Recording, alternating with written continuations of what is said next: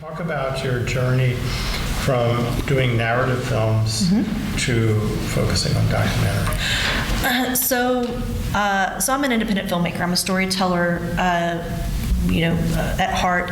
I initially migrated into more scripted. I sort of built a career writing, producing, and directing independent films and movies for television, predominantly like Lifetime, that type of thing. And those were the ones who were paying me. So you go where the money is. But having worked for SWAMP, Southwest Alternate Media Project, which is a people that don't know what that is. Okay. Well, Southwest Alternate Media Project is it started in '77, so almost 50 years. Wow, yeah. 50 years. Yeah, it's one of the oldest nonprofit media arts organization in the country. And I was privileged to have been employed by them for 8 years. And during that time, I worked very closely with a number of documentary filmmakers through our fiscal sponsorship program. And so I always sort of had it in documentary filmmaking is something I was interested in doing and learning more about doing. We would do workshops on documentary film making at SWAMP, and it was. But for me, it was like I just wanted to find the right story. If I was going to do it, I wanted to find the right story. And I was keeping pretty busy with my scripted work. But in 2022, I started producing ads for a political action committee here in Texas called Texas Against Mothers. I'm sorry, my brain is so done. Mothers Against Greg Abbott. Mothers Against Greg Abbott, and I directed an ad that we filmed in Austin, and the ad is basically features real mothers from around the state of Texas who were dealing with issues that were being debated during the legislature, and whose lives were being affected adversely by legislation here in the state of Texas.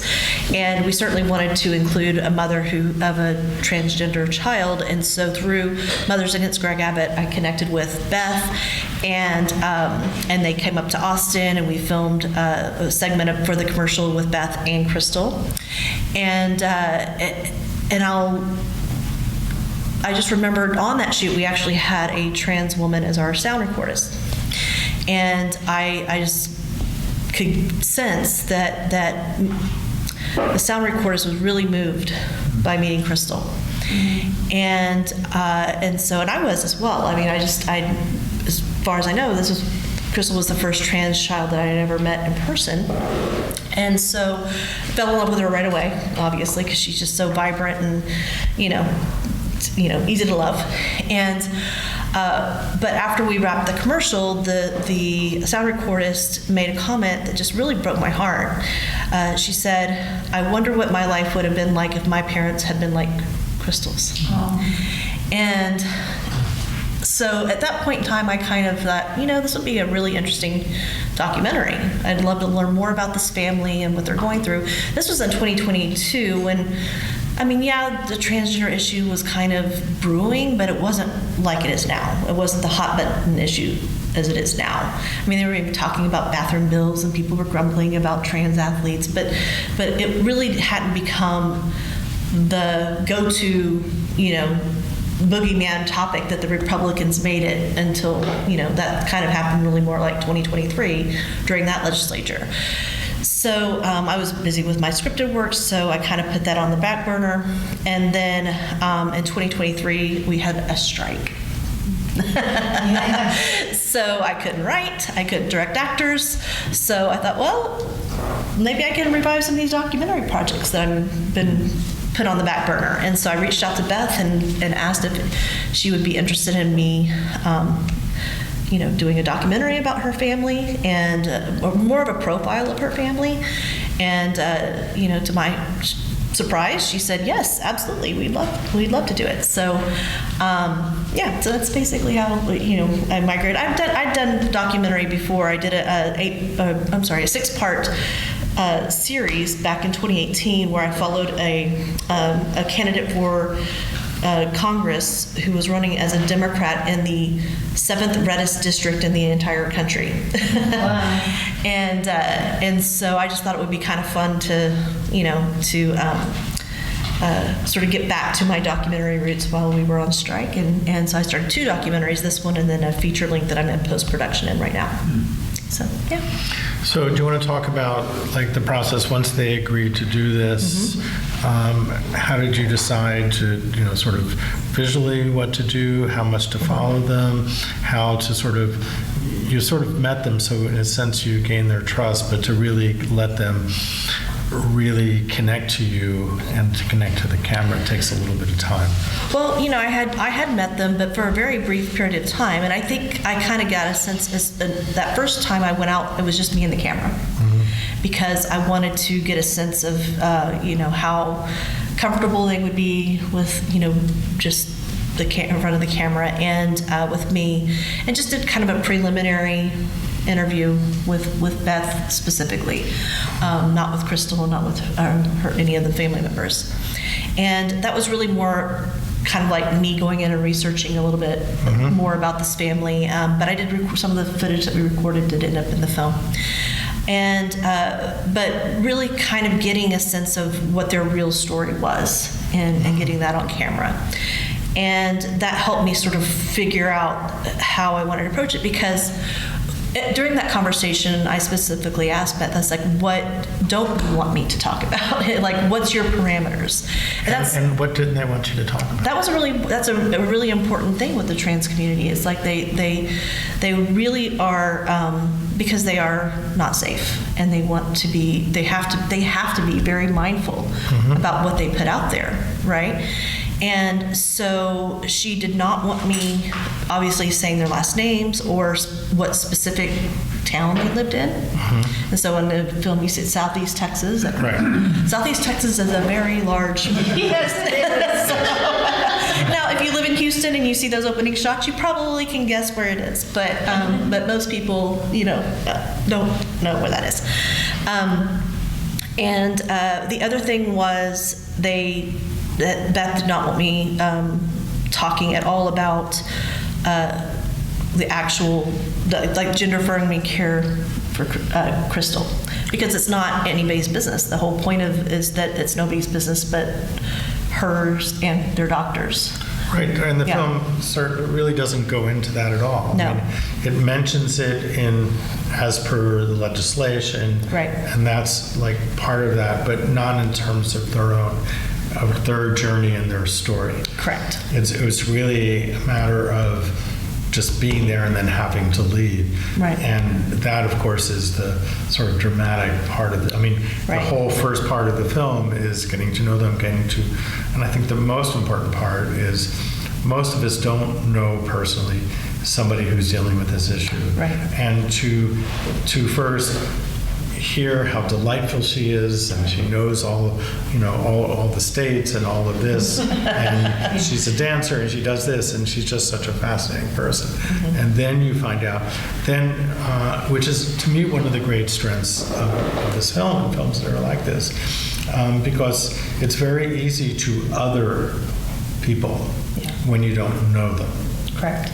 But when you see them as cute, fun, wonderful kids, it's really hard to think ill of them. And I think that's one of the great strengths of what this film is, that it shows people an inner life and a way of living that is otherwise like we don't get to see. Well, it really creates a sense of like it shows the humanity behind this issue. And you're right, because we are in such a us versus them culture right now, and we're all unfortunately having to be advocates. We're all having to be voices for people who cannot or maybe too afraid to speak for themselves. And as a filmmaker, I feel like this is what I can do. I can be an advocate, I can be an ally, and I can help get their story out into the world through this medium of filmmaking. That's what I can do.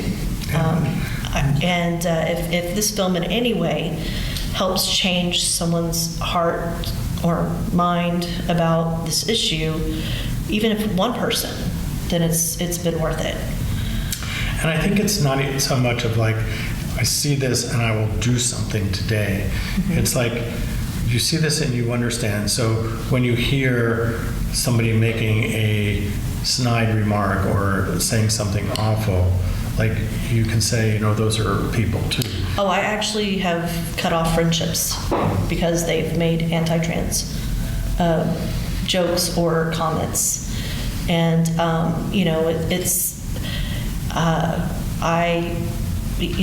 I'm very serious that we cannot allow these. It usually is jokes, right? That's usually how it's jokes, but it's also it's like trans are it's like they are what the right is using to justify everything they're doing. They're the ultimate boogie person, you know, and they are really making. And then there's the other whole issue about athletics and all of that, but it's just like you say trans and everybody goes, Well, it's interesting because that was the case when we made the ad back in 2022. They premiered the ad at the Texas Democratic Convention. And to thunderous applause. I'm told, I wasn't there, but we got a couple of standing ovations, which was awesome. To have a film ad that you directed get 2 standing ovations. But afterwards, there were members of the Democratic Party who came up to Nancy Thompson, who's the founder of Mothers Against Greg Abbott, and they were like, we really love this ad, but kind of on the side they were like, but we think you should take out the trans mother of the trans child, and that's just too. It's not a topic we're ready to debate yet, or have. It was even from the liberal side, you were getting pushback about this topic. I think it's not so much, and it really is sort of trying to. I think that there are some people on the left who are worried that we're losing the middle ground if you just say the word trans. Correct. And you're pushing people who might agree with you on other policies away, which is then often, and I think and I believe, because I believe deeply in the power of media, that when people see these people, you see her and how wonderful she is and how sweet, and like, how could you not like her? How could somebody say like that person doesn't deserve or is not a whole person? Or you just can't. She's just she's a child.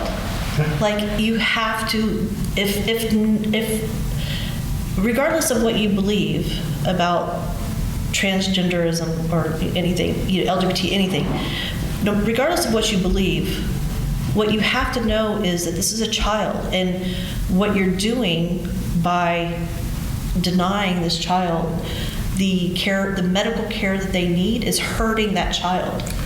And you can't,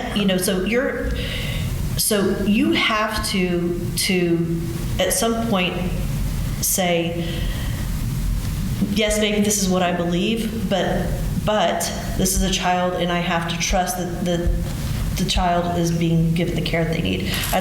Would you like to say something? Yeah, actually, I would.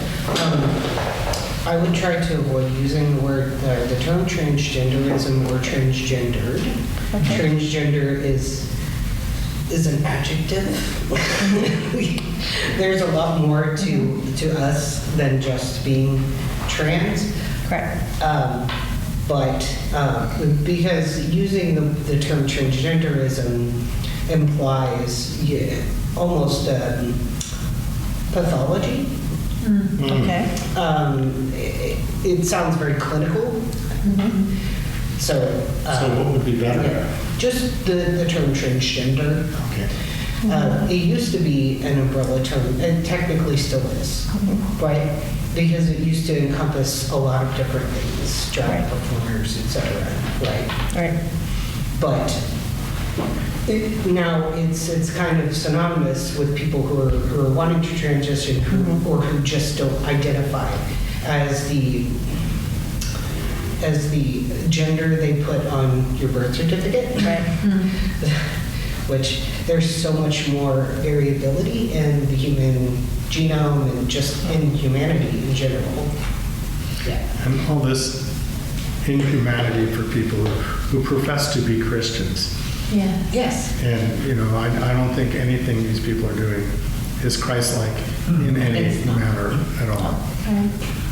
One of the things about the film that I think is really interesting is near the end, you get Thank you, appreciate it. I'm sorry, thank you. You get the grandparents coming in. Yes. And what's really fascinating is, like, so the parents are Texans, the grandparents are like Bubba Texans. Well, their son is called Bubba. But these are people you would Just not think, generally think would be sympathetic Yeah. to this, and to see them so much love them and her and it is really warming to see. And I think Yeah.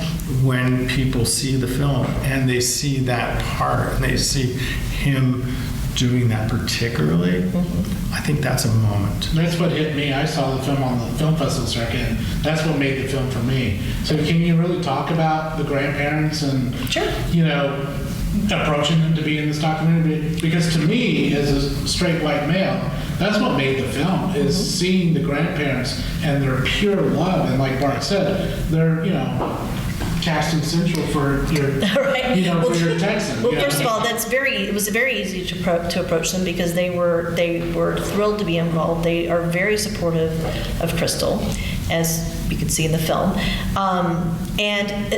Part of the document is always the things that you cut out, right? And there was something that we unfortunately had to cut out of the film was a moment where Beth was talking about when she was struggling to whether or not to let Crystal wear certain types of clothes to school, you know, feminine, pink, you know, that type of thing, or princess dresses, you know, and she was struggling with that, grappling with that, and her mother-in-law, who's in the film, said, well, if she wants to wear a princess dress, just let her wear a princess dress. You know? So the grandmother just like made it a matter of fact, like just let her wear it, you know. Wow. And it gave Beth that permission in some way, you know, from the To be bolder. to be bolder and to stand up for her daughter and let her daughter, you know, wear what she wanted to wear. And so It's like the case with the pink bike. exactly. It's like trying to understand, you know, how difficult it is and how to navigate those practical, everyday issues. Yeah. So where are things now? Well, the family has been separated for 2 years. After, you know, this move, Mom took the kids to Illinois, and Dad stayed here in Texas. He had work. His work is here. And unfortunately, for the past 2 years, they've had to live apart, seeing each other during the summers and things like that. But the father has got a new job in a state that is much more trans friendly and LGBTQ film friendly, and so they're actually moving as we speak together as a family. Well, and reuniting. that's a great. But you know, we do have the Supreme Court case coming up that's very soon that could change things further and make things more difficult for them. But that's why we wanted to get this film out. Can you talk about that a little bit? Sure. So we were just trying to figure out like the optimal time to release this film. Like I said, it's been on the festival circuit since August, and we were initially talking about releasing it later this summer. And Beth called me one day and said, I really think we need to release this in May because of the Supreme Court decision that's about to come down. And I'm going to read it because I always mispronounce it. So I have it on, it's the United States versus Skermeti. Is the case. Skermeti. And but basically, it's a court case out of Tennessee that deals with the parents' right to seek gender-affirming medical care for their minor children. So it'll be up. I mean, it's already been argued in the Supreme Court, but they haven't done their decision yet. So that should be coming down in June. So they wanted to get this film out before the Scribetti decision. So, do you have any questions? You talked before we got started a little bit about, you said it had been playing in festivals since August. Are there any more festivals coming up? What's your plan aside from that? No, the last film festival we were at was in Phoenix, and I think that's probably the last one that was the last one I've submitted to. But I've been invited to some. I don't have any invites on the table right now. So, What have the conversations been when you've gone to screenings and screened this at the film festival? for the most part, everyone has been very, very supportive of the film, and really moved by Crystal and this family story. I did do a screening in Houston, which was not part of a film festival. It was just a bunch of indie filmmakers getting together to screen their film. And we did unfortunately have someone at that event who, started yelling some inappropriate things. But During the film? no, after, when we were doing the Q&A. Oh, okay. So fortunately, the family wasn't at that event. They have been at some of the film festival screenings, and everybody's been just really amazing. And I was really happy. It was really important to me to premiere this film in Texas, because I feel like this is very much a Texas story. And so we were able to premiere here at Div Shorts, which it won Best Documentary at that. So our first film festival, we won Best Documentary, yes. And it's also screened at Lone Star and in Houston at the Houston Cinema Arts Festival, and film festival, the Austin Revolution Film Festival in Austin. So yeah, I mean, it's been very well supported here in Texas, and I think it was important for Crystal to see that, because she came to the screening in Dallas and she came to the screening in Houston, and to see so many people from Texas applauding her and telling her that they, supporting her. I think that was really important for her to see It's that. a very big deal, Yeah. for somebody who's going through a very difficult situation. And- Well, I mean, she doesn't have the best opinion about her state right now, her state of birth. Well, do you? Yeah. No, I don't. No, I don't. So I'm glad that, and at least she has that impression of not everyone in Texas is, an enemy. And again, I think that films like this really do a great service. I mean, I think there is a meanness and a callousness Yeah. in the atmosphere. And films like this help people who may not be as nice to understand people and to understand that some of their political perspectives hurt people who don't deserve to be heard. Right. And I think that's kind of important. Yeah. I'm curious, sorry, I forgot to so from the beginning, we met Crystal as Crystal. There was no, this is what happened when she was born, this is the name that was given. It was just like, no, this is Crystal.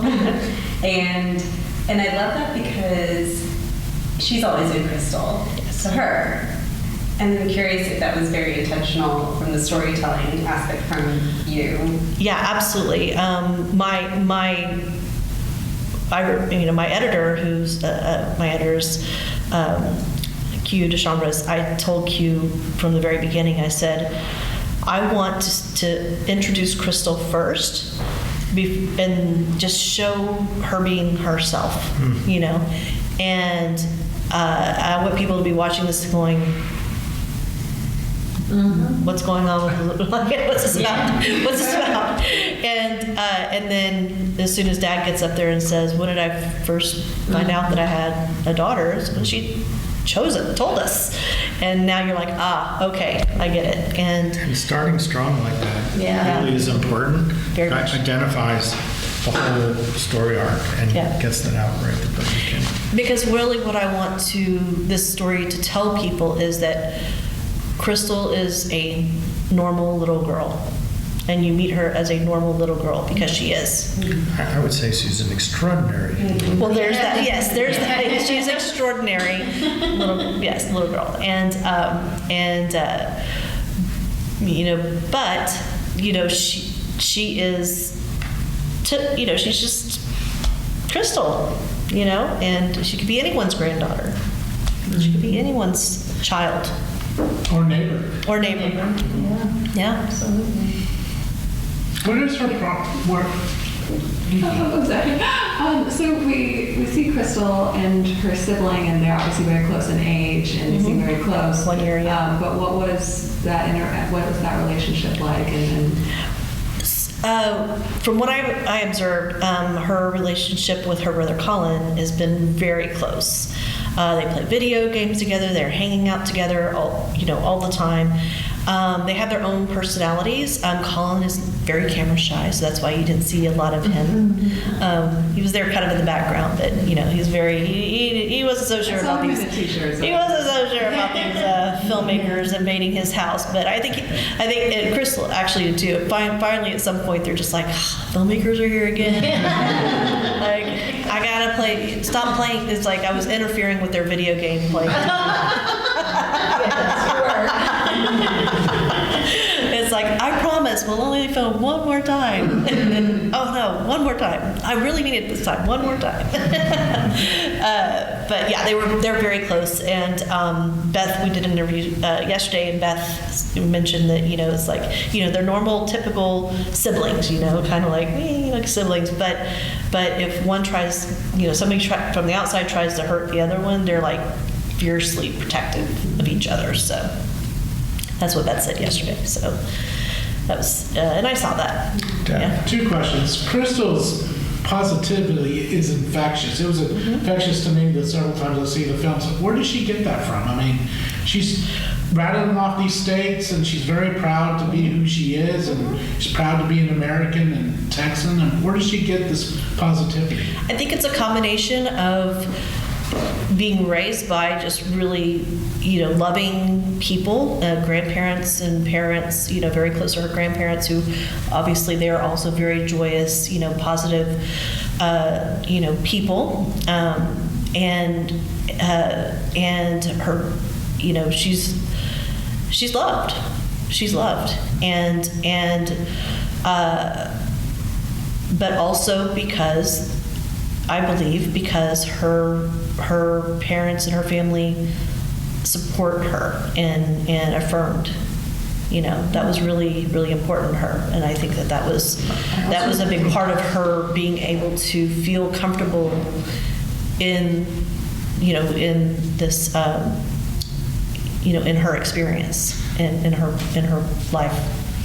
She has, I think, because of just the whole thing about geography, it gives her a sense of confidence. Yeah. And because she's very confident in everything she does. This is a decision I make. I want to do it. I want to have the pink bike.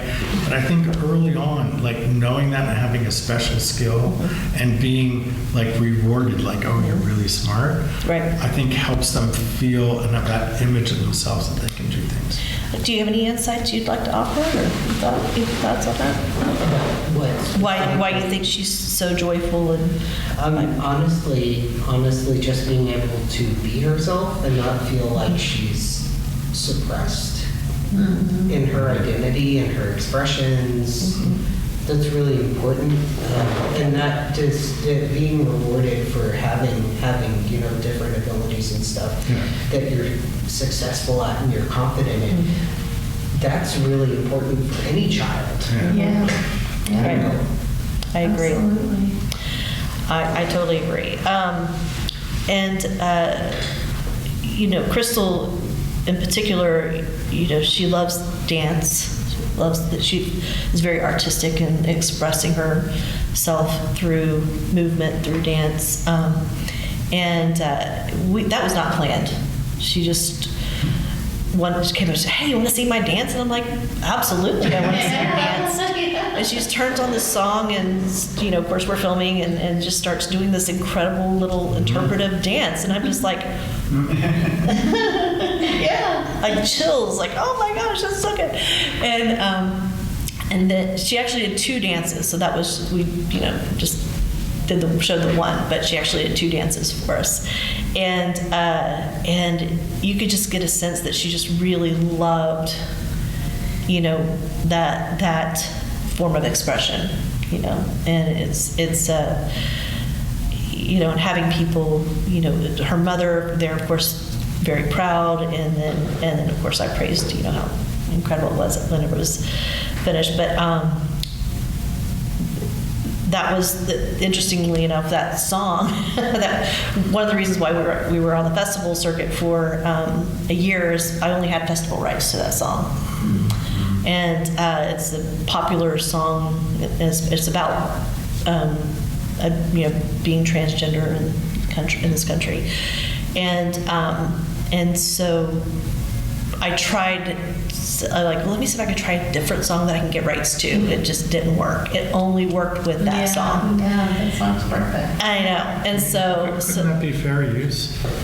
Not really, because it was too long. Yeah,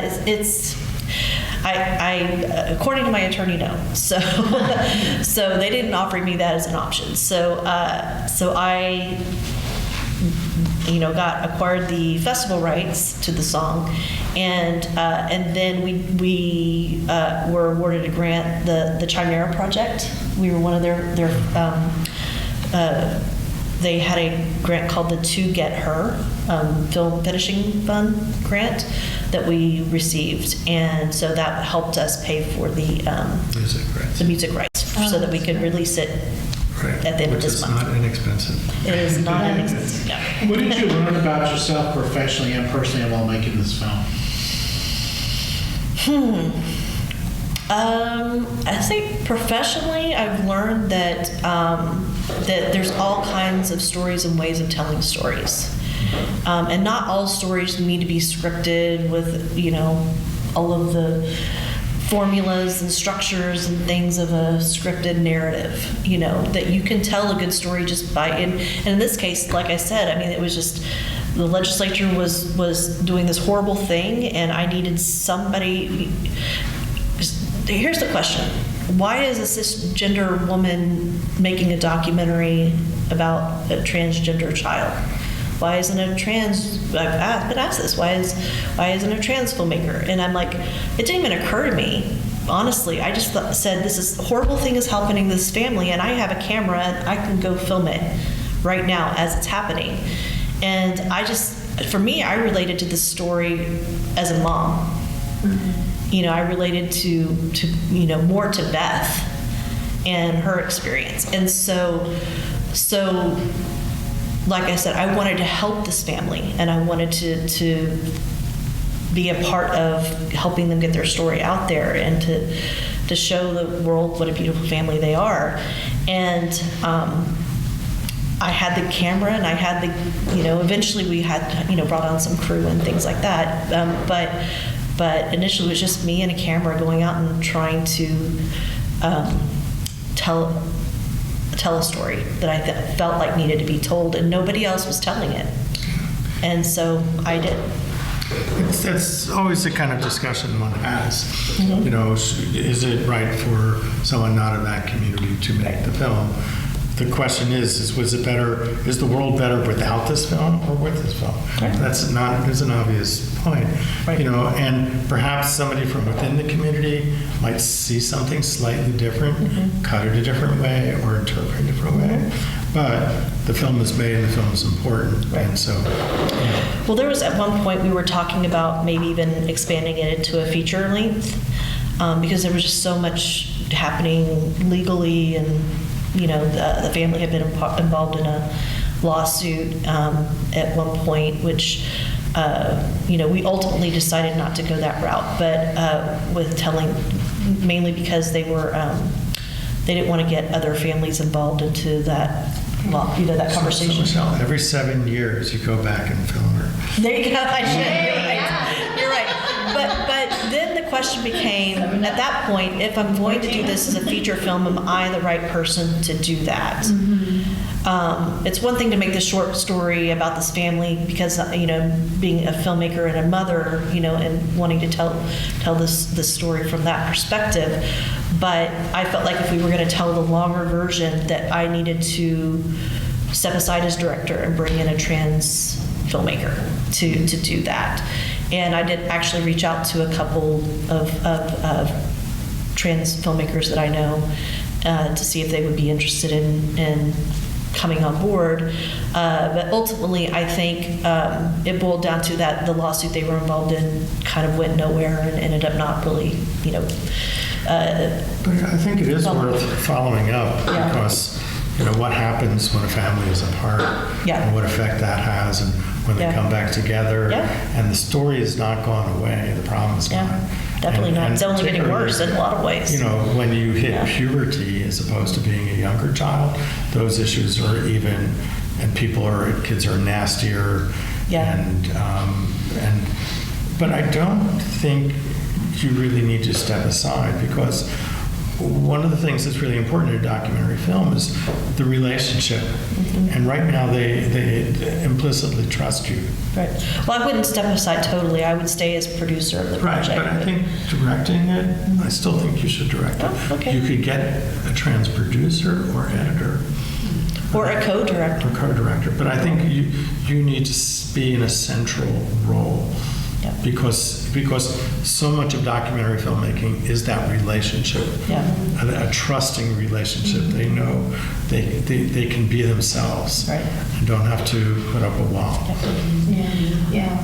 That is true. And if this film is, I think, if we're able to get it out there and is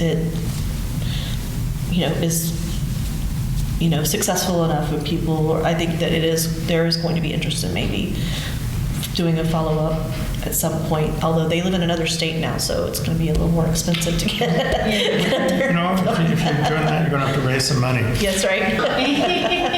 So, Well, that was the funny thing is when I first started, it's like I had no money. It's like I'm just going to go out and start filming it, and because all this stuff is happening like right now, I don't have time to write grants. I don't have time to Right. raise money. I just got to get my camera and get over there and start interviewing them. And but now that we have the film, the film finished and it's reaching an audience through the festivals and hopefully beyond that with this release at the end of the month. I don't know. I mean, I would like to continue telling this story. I think they're, like I said, I think they're a fascinating family. I think Crystal is just, she's such a character. It's so much fun to watch. So yeah, I'd love to do that. So consider. I will. Consider this. So this will be available on YouTube very soon, right? Yes. So YouTube is a very different universe than short films and festivals and Yes. movie theaters. What if, as you decide to build this out, instead of trying to make a feature film, you do serial YouTube videos, which wouldn't cost nearly as much. Right. But will also, if you're starting to get an audience through this short film, you could follow things as they move along in a very different kind of way. Yeah. And then at some point, yes, you could then Take all that and put it into it. But I think that's a kind of an interesting way to it is. make this story move forward. So the release is happening soon. When is it? May the 29th. May 29th. On YouTube. So once people see that, will there be some links for more information if you want to do something? Here are the organizations that you Yes. could be working with. Is there a kind of an outreach arm of this that we're trying to do? Yes, so we've connected with a number of organizations that work with families families like Crystal's, and one in particular is Southern Equality, and they have a really great actually book that they've been doing a book tour with, and we're going to be screening Crystal as a part of some of their book readings that they're doing in June and July. And so that's one organization that we're another one is Mama Bears,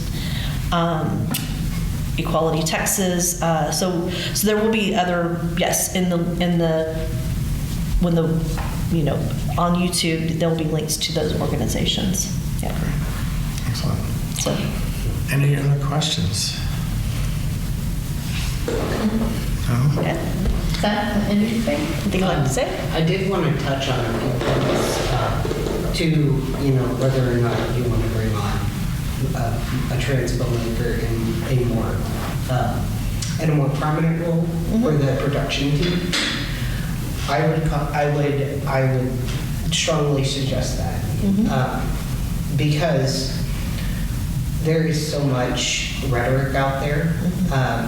There's so much about the trans community, that there's been so much misinformation with, am I allowed to say Project 2025? Yes, absolutely. Okay, so there was a lot of work that leading up to the election, with the implementation of Project 2025. There was a lot there was a film, if you want to call it that, a documentary that was like pushed on YouTube. Yeah. And there's been a few others. And really, whenever there's so much rhetoric being thrown around, all people think about is medical care. All people think about is, surgeries, hormones, etc. Are we mentally ill or something like that? And I think that keeping Crystal at the center of the story and making it about her, who she is as a person, really helps humanize it, not only for other families, but also it helps other trans kids see themselves represented in a way that they may not have seen before. Yeah, that's true. And then, especially speaking to, where they're from. So I lived for 10 years in East Texas. I'm from South Texas. Yeah. So I mean, I understand Oh, yeah. the culture that they're from, that all of the diet of Rush Limbaugh and Newsmax in my own family. Mine as well. Yeah. So My dad was a like I Southern Baptist minister, by the way. said, well, Yeah. we were Lutherans. Yeah. And how can people gotta be so cool? Yeah. Yeah. So, but that being said, it is important to show this family, because a lot of Texans think, or a lot of rural Texans seem to think that it's just, in the big cities or stuff like that. And we're everywhere. Right. We're across every, political persuasion, socioeconomic background, etc. We're everywhere. People don't know that we're there. Yeah. It's true. Well, I think we're you. good, yeah. Thank you all for coming. And Thank you. Michelle, do you have anything extra that you'd like to add? I just, I'm just really glad that I was able to give Crystal a voice, because when I first started this documentary, I thought I was going to be only focusing on Beth and her journey as a mother, and wasn't really sure if I'd even have access to Crystal, and I was, fine with that. And then once I got there, Beth's like, no, Crystal wants to speak for herself. That's amazing. And so I was able to interview Crystal, and she's been very much a part of this.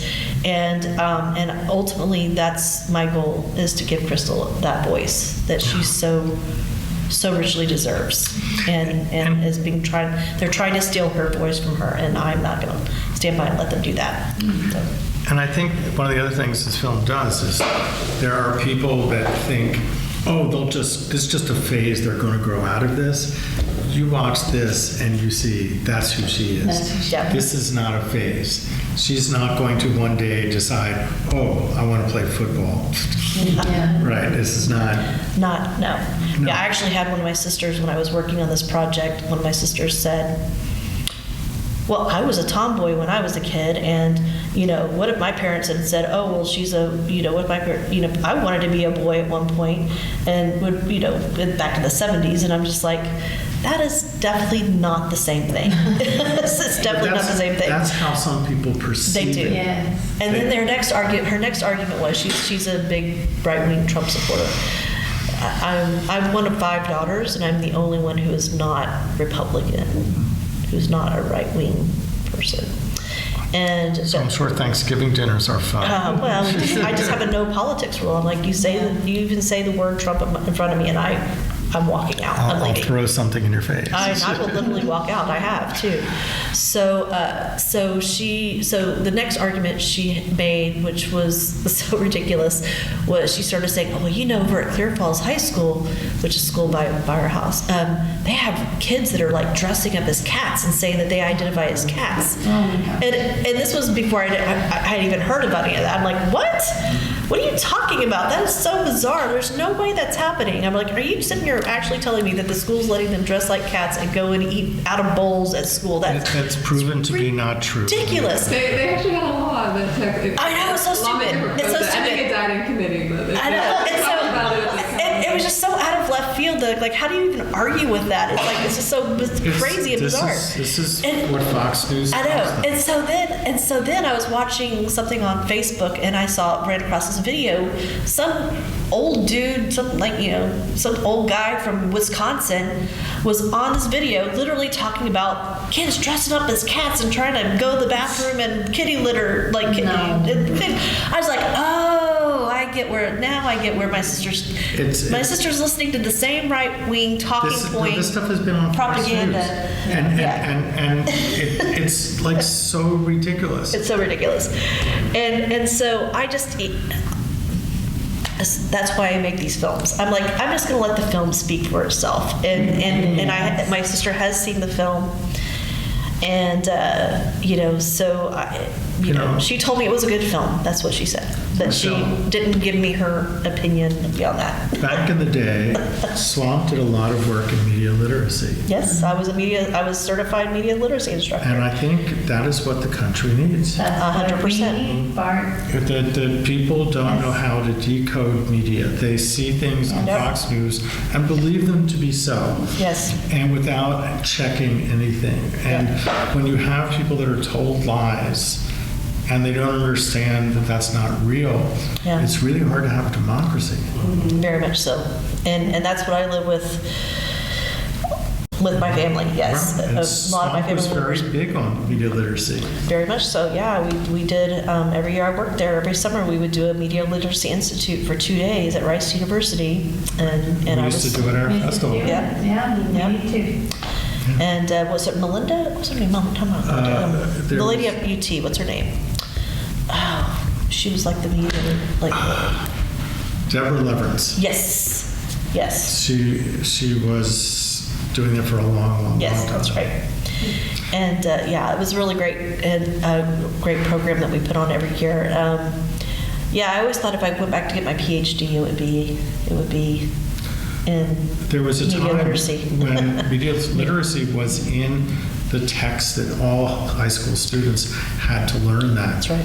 And then the Republicans took it away. Swamp was part of helping Yeah, put together that training.